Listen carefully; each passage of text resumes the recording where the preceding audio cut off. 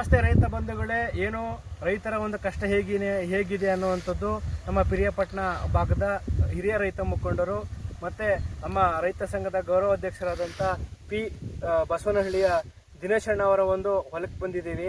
ಅವರ ಕಷ್ಟಗಳು ಮತ್ತು ಅವರೇ ಸಹ ಬೆಳೆಗಳನ್ನು ಬೆಳೀತಾ ಹೋಗ್ತಾರೆ. ಜೋಳದ ಒಂದು ಹೊಲದ ಹತ್ರ ಬಂದಿದ್ದೀವಿ. ಅದರ ಕುರಿತು ನಮ್ಮ ದಿನೇಶ್ ಅಣ್ಣ ಅವರು ಮಾತಾಡ್ತಾರೆ, ರೈತರ ಕಷ್ಟ ಏನು ಅಂತೇಳಿ. ನೋಡಿ, ಎಲ್ಲ ನನ್ನ ರೈತ ಬಾಂಧವರಿಗೆ ನಮಸ್ಕಾರ ಹೇಳ್ತಾ, ಇವತ್ತು ನಾನು ಪಿರಿಯಾಪಟ್ಟಣ ತಾಲೂಕು ಪಿ ಬಸವನಹಳ್ಳಿ ಗ್ರಾಮದ ಒಬ್ಬ ರೈತ ಕುಟುಂಬದಲ್ಲಿ ಹುಟ್ಟಿ ಒಬ್ಬ ರೈತನಾಗಿ ಜೀವನ ಸಾಕಂಥ ಸಂದರ್ಭದಲ್ಲಿ ಒಂದು 4.5 ಎಕರೆ ಜೋಳ ಹಾಕಿದ್ದೀನಿ. ಈ ಜೋಳ ಪರಿಸ್ಥಿತಿ ನಾವು ಅಂಗಡಿಯಲ್ಲಿ ತಗೊಬಂದು ಜೋಳ ಹಾಕಿದ್ದೀವಿ, ಗೊಬ್ಬರ ಹಾಕಿದ್ದೀವಿ, ಉಳುಮೆ ದುಡ್ಡು ಕೊಟ್ಟಿದ್ದೀವಿ, ಕಾಳು ಕೊಟ್ಟಿದ್ದೀವಿ, ಲಕ್ಷಾಂತರ ರೂಪಾಯಿ ಸಾಲ ಹೊತ್ಕೊಂಡಿದ್ದೀವಿ. ನೀವೇ ನೋಡಿ ಜೋಳ ಯಾವ ಮಟ್ಟಕ್ಕಾಗಿದೆ ಅಂತ. ಇದ್ರ ಬಗ್ಗೆ ಕೃಷಿ ಅಧಿಕಾರಿಗಳು ಏನು ಮಾಡ್ತಾ ಇದ್ದಾರೆ? ಸರ್ಕಾರ, ಕೇಂದ್ರ ಸರ್ಕಾರದಿಂದ ಮತ್ತು ರಾಜ್ಯ ಸರ್ಕಾರದಿಂದ ಪರಿಹಾರ ಕೊಡ್ತೀವಿ ಅಂತ ಪಾಂಪ್ಲೆಟ್ಸ್ ಮಾಡಿ ಹಳ್ಳಿ ಮೇಲೆ ಹಂಚ್ತಾ ಇದ್ದಾರೆ. ಇವಾಗ ತಾನೇ VA ಮೇಡಮ್ ಅವ್ರು ಕೇಳಿದೆ, ನಾವು ಇನ್ಸೂರೆನ್ಸ್ ಕಟ್ಬೋದಾ ಅಂತವ. ಇನ್ನೂ ನಮಗೆ ಆರ್ಡ್ರಿಗೆ ಬಂದಿಲ್ಲ ಅಣ್ಣ ಅಂತ ಹೇಳಿದ್ರು. ನಮ್ಗೆ ಆದೇಶ ಬರಬೇಕು, ಅದು ಹೆಂಗೆ ಕಟ್ತೀರಿ ಅಂತಂದು. ಈಗ ಯಾರ ಮೇಲೆ ನಾವು ಅನುಮಾನ ಇಟ್ಕೊಳ್ಳೋದು? ಅಧಿಕಾರಿಗಳು ತಪ್ಪು ಮಾಹಿತಿ ಕೊಡ್ತಾ ಇದ್ದಾರೋ? ಇವತ್ತು ರೈತರುಗಳು ಹಿಂಗಾಗಲಿಕ್ಕೆ ಕೃಷಿ ಅಧಿಕಾರಿಗಳು ಏನು ಮಾಡ್ತಾ ಇದ್ದಾರೋ? ಅಂಗಡಿಗಳಿಗೆಲ್ಲ ಬಿತ್ತನೆ ಕೊಟ್ಟವರಲ್ಲ, ಕೃಷಿ ಅಧಿಕಾರಿಗಳ ಒಂದು ಸೈನ್ ಇಲ್ದನೆಯ ಪ್ರತಿಯೊಂದು ಅಂಗಡಿಗಳಲ್ಲಿ ಮಾರಾಟ ಮಾಡಿ ಇವತ್ತು ರೈತರು ಅಂಗಡಿಗಳಿಂದ ತಗೊಬಂದು ಇವತ್ತು ಬೀಜ ಹಾಕಿ ಉಳುಮೆ ಮಾಡಿದಾರಲ್ಲ. ಇವತ್ತು ನಾವು ಲಕ್ಷಾಂತರ ರೂಪಾಯಿ ಸಾಲ ಹೊತ್ಕೊಂಡಿದ್ದೀವಲ್ಲ, ಈ ಜೋಳದಲ್ಲಿ ನಾವು ಹೆಂಗೆ ಸಾಲ ತೀರ್ಸೋದು ಹೇಳಿ ನೋಡೋಣ. ಎಲ್ಲ ರೋಗ ಬಂದು ಹುಳ ಹತ್ತಿ ಔಷಧಿ ಹೊಡೆದ್ರು, 2 ಸತಿ ಔಷಧಿ ಹೊಡೆದ್ರು ಸಾಯ್ತಾ ಇಲ್ವಲ್ಲ. ಇದು ಜೋಳ ಮಾಟೆ ಬಿಟ್ಟತ್ತ, ಇಂಪ್ರೂವ್ ಆತ ಜೋಳ. ಇದನ್ನ ಕೃಷಿ ಸಚಿವರೇ ಇಲ್ಲ ಸರ್ಕಾರದಲ್ಲಿ. 1-1.5 ತಿಂಗಳು ಹಾಕಾಯ್ತು. ಇವ್ರ ಯೋಗ್ಯತೆಗೆ ಕೃಷಿ ಸಚಿವರೇ ಇಲ್ಲ. ಆ ಮಟ್ಟಕ್ಕೆ ಮಾಡಿ ಕೂರ್ಸವ್ರೆ ಸರ್ಕಾರ. ಮಿಸ್ಟರ್ ನಮ್ಮ ಮುಖ್ಯಮಂತ್ರಿಗಳಾದಂಥ DK ಶಿವಕುಮಾರ್ ಸರ್ಕಾರದಲ್ಲಿ ಕೃಷಿ ಮಂತ್ರಿನೇ ಇಲ್ಲ. ಇದ್ರ ಬಗ್ಗೆ ಯೋಚನೆ ಮಾಡಲಿ, ಒಂದು ತನಿಖೆನಾರು ಮಾಡಲಿ ಅನ್ನೋಕ್ಕೆ ತಾವೇ ಮುಖ್ಯಮಂತ್ರಿಗಳು ನೀವೇ ಹೊಣೆ ಹೊತ್ಕೊಂಡಿದ್ದೀರಿ. ಗೌರವ ಕೊಟ್ಟು ಕೃಷಿ ಅಧಿಕಾರಿಗಳಿಗೆ ಮರ್ಯಾದೆಯಿಂದ ಹೋಗಿ ಭೂಮಿಗಳಿಗೆ ಹೋಗಿ ಜಮೀನುಗಳಿಗೆ ಹೋಗಿ ಪರಿಶೀಲನೆ ಮಾಡಿ ಸೂಕ್ತವಾದಂಥ ಕ್ರಾಪ್ ಸರ್ವೆ ಮಾಡಿ ರೈತರು ಎಲ್ಲಿಂದ ಸಾಲ ತಂದು ಕಟ್ತಾರೆ ಅಂತ ಒಂದು ತೀರ್ಮಾನ ತಗೊಳ್ಳಿ. ನಾವು ಯಾವುದೇ ಕಾರಣದಿಂದೂ ನಾವು ಸುಮ್ಮನೆ ಕೂತ್ಕೊಳ್ಳೋಂಥ ರೈತರಲ್ಲ. ನಿಮ್ಮ ಸರ್ಕಾರಕ್ಕೆ ನಾವು ಮುಖ್ಯ ಆಗಂಥ ಕೆಲಸವನ್ನು ಮಾಡ್ತೀವಿ. ಇದು ಒಂದು ಭಾಗ ಆದರೆ ಬನ್ನಿ ಈ ಕಡೆಯಲ್ಲಿ ತೋರಿಸ್ತೀನಿ. ಇದು ಹೊಗೆ ಸೊಪ್ಪು ಮಾಡಿದ್ದೀವಿ. ಒಂದು 7-8 ಎಕರೆ ಹೊಗೆ ಸೊಪ್ಪು ಇದೆ. ಕಷ್ಟಪಟ್ಟು ನಾವು ರೈತರು ಹೊಗೆ ಸೊಪ್ಪು ಬೆಳೆದಿದ್ದೀವಿ. ಈ ವರ್ಷ ಬರಗಾಲ ಆದರೂ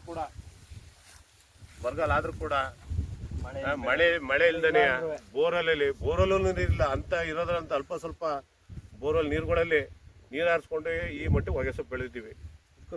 ಇದಕ್ಕೂ ರೈಟ್ ಇಲ್ಲ. ಹೋದ ವರ್ಷ 320 ರೂಪಾಯಿ ಕೊಟ್ಟಾದಂಥ ಸೊಪ್ಪನ್ನ ಕೊನೆಯಲ್ಲಿ 200 ರೂಪಾಯಿಗೆ 190 ರೂಪಾಯಿ ಹರಾಜು ಹಾಕ್ಬಿಟ್ಟು ಬಂದು ಹೋದ ವರ್ಷ ಸಾಲ ತಗೊಂಡಿರೋ ಇನ್ನೂ ತೀರ್ಸೋಕ್ಕಾಗಿಲ್ಲ.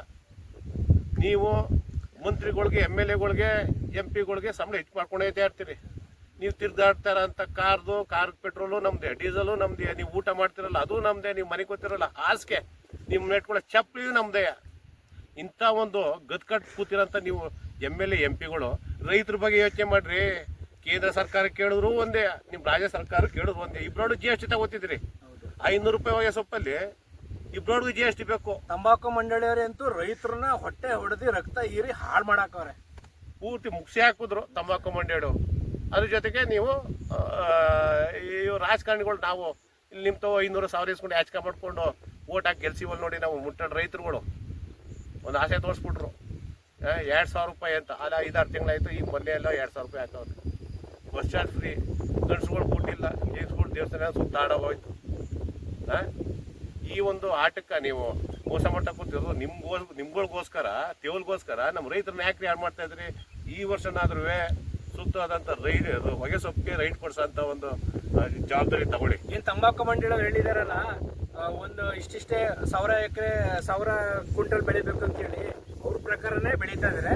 ರೈತರಿಗೆ ಉತ್ತಮವಾಗಿ ಈಗಲಾದ್ರೂ ಒಂದು ನ್ಯಾಯ ಕೊಡಿಸೋ ನಿಟ್ಟಿನಲ್ಲಿ ಹೋರಾಟಗಳನ್ನು ಮುಂದಿನ ದಿನಗಳಲ್ಲಿ ಮಾಡೇ ಮಾಡ್ತೀವಿ. ಈಗ ಬ್ಯಾಂಕಲ್ಲಿ ಸಾಲ ಕೊಟ್ಟವ್ರೆ ಈ 18 ಕ್ವಿಂಟಾಲ್ 18 kg ಇತ್ತು, ಈಗ 300 kg ಎಕ್ಸ್ಟ್ರಾ ಕೊಟ್ಟವ್ರೆ.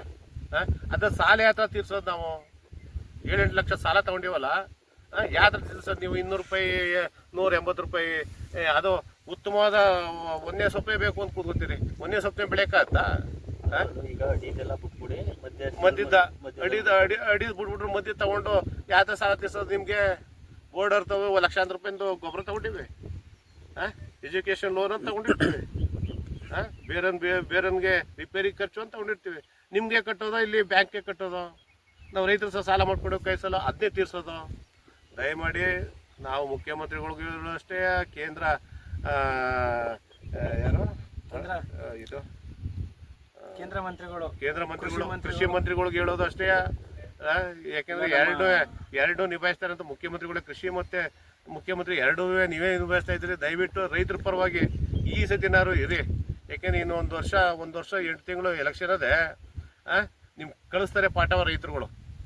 ಆದ್ರೆ ಈಗ ಹಿಂದೆ ಇದ್ದ ಸರ್ಕಾರ ಈ ವಿಧವೆದು ವೃದ್ಧಾಪ್ಯ ವೇತನ ಯಾವ್ದಕ್ಕೂ ಇಷ್ಟು ವರ್ಷ ತಡೆ ಅಂತ ಹೇಳ್ತಿರ್ಲಿಲ್ಲ. ಈ ವರ್ಷ ಪಾಪ ಅವ್ರಿಗೆ ಈ ಬಿಟ್ಟಿ ಭಾಗ್ಯ ಅಂತ ಮಾಡ್ಕೊಬಿಟ್ಟು ಇವ್ರಿಗೆಲ್ಲ ಕೊಡ್ತೀನಿ ಅಂದ್ಬಿಟ್ಟು 7-8 ತಿಂಗಳಿಂದ ಪಾಪ ಅವರು ವಯಸ್ಸಾದವರು ಅಲ್ಲಿ ಇಲ್ಲಿ ಸುತ್ತ ಹಾಕುತ್ತಾರೆ. ಬೋರಲ್ಲಿ ಅಷ್ಟು ವ್ಯವಸಾಯ ಮಾಡಿ ಬೆಳೆದವ್ರೆ, ಅದಕ್ಕೂ ರೈಟ್ ಇಲ್ಲ. ಇವಾಗ ನಾವು ಬಿಟ್ಟಿ ಭಾಗ್ಯ ಕೊಡ್ತೀನಿ ಅಂದ್ಬಿಟ್ಟು ಪಾಪ ಅವ್ರದ್ದು 4-5 ತಿಂಗಳಿಂದ ಅವ್ರ ದುಡ್ಡ ಹಿಡ್ಕೊಂಡು ಕೂತವ್ರಲ್ಲ ಇವರು. ಎಲ್ಲಿ ಅಂತ ರೈತರು ಬದುಕೋದು?